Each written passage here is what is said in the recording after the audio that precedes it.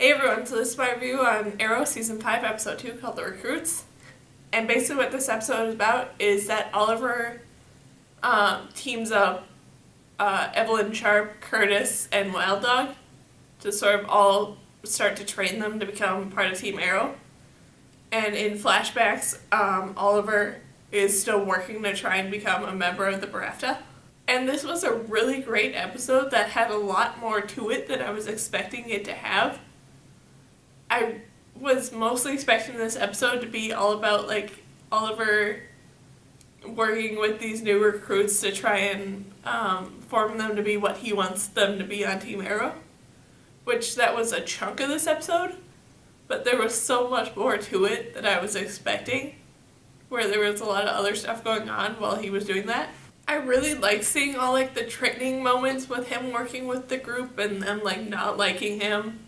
And then having all those moments sort of parallel all the flashback moments where Oliver was going through the exact same thing they were going through as the new recruits, and how he's trying to, like, mold them to be like him, which isn't really working out because they're not him.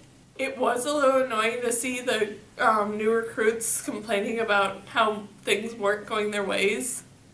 And I kind of understand why it is that way to some extent, because of the fact that for them, becoming a member of Team Arrow is a bit of a choice. While Oliver was going through all this stuff, it wasn't really that much of a choice. It was more he either did this stuff or he got killed. So it is that little bit of a difference that made their opinions different from him.